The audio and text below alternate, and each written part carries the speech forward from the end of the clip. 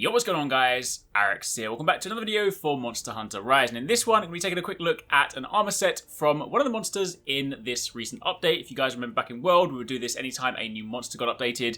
We would take a look at their armor set, we would take a look at their weapons, and I'm planning to do the same for Rise. I'm keeping this one slightly spoiler tagged at the beginning, just because if you haven't had a chance to load the update yet and you haven't seen the monster, then I'll give you kind of a little grace period. It's honestly not a big spoiler because as soon as you jump into the game in the update, you get told about it. Fugan literally tells you about it, so it's kind of spoiler the surprise anyway.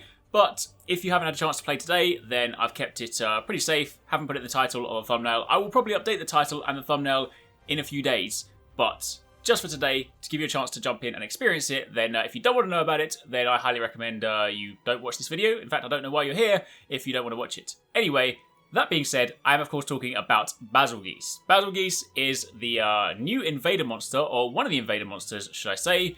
He will go alongside Rajang. That's basically why Capcom didn't talk about it, because, of course, it was like these are the monsters and more. The idea is that it's then a surprise because you go into the map, he's invading, and you're like, whoa, what the hell? Except Fugan tells you about it. Anyway, that aside, let's talk about Bazel's armor. For those of you that play World, you will of course be very familiar with what it looks like. It looks incredibly cool, and of course factoring in that we now have layered armor, if you don't want to craft it, but you like the look of it, you can still make it. But for those of you guys that want to craft it, it actually has some very nice skills, especially if you are a Gunlance or a Charge Blade player. There are 5 skills here: Artillery, Guard, Guard Up, Agitator, and Load Shells. Artillery level 3, of course, is the skill that increases the power of each attack by 30% and reduces Wyvern Fire's cooldown by 50%. Keep in mind, for Charge Blade, specifically for Impact type, this also increases the damage of your files. So this is a very nice skill. You then have Guard, level 3, which of course decreases the impact of attacks and reduces stamina depletion by 15%. Typically, for most weapons, Guard levels, 3 is generally speaking enough for what you want. And, also if you happen to be using the Charge Blade and you Guard point, it then means you have more options to follow up on some of those like bigger attacks. You then also have Guard Up, which allows you to guard against ordinarily unblockable attacks, and that's a level 3 version, which reduces damage taken by 80%. You have 1 point in Agitator, which gives you +4 attack and affinity +3% whilst active. And you then have Load Shells, which again is of course what used to be capacity up. This, for Gunlances, will just increase your shell count. For Charge Blade, if you have level 2, then you are able to fill your files just from yellow charge. So it's an incredibly nice skill for that. If you actually take a look at the slots and the skills, the helmet has level 2 slots, the chest has 2 level 1s, the gloves have 2 level 2s, the waist has 2 level 2s, and the legs have a level 3.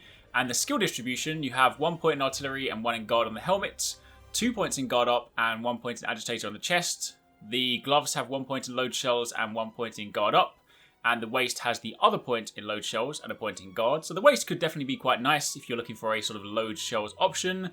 And you also have 2 points in Artillery and 1 point in Guard for the legs. So the legs will definitely be quite a nice pick for, again, Charge Blade and Gunlance builds.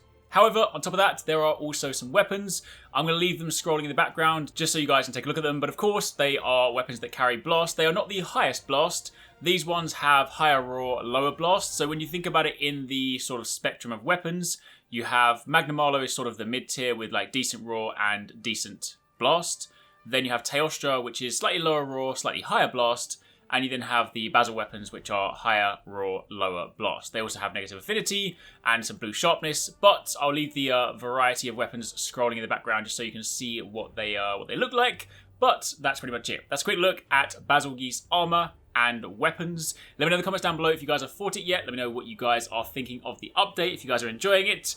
And be sure to keep it locked because we'll also be taking a look at the other armor sets for Chameleos, Teostra, and Kushala. I'll probably drop those ones tomorrow because in the UK, it's getting kind of late. I've been grinding Hunter rank all day. Your boy needs to sleep. So, hope you enjoy the video. I'll catch you guys tomorrow.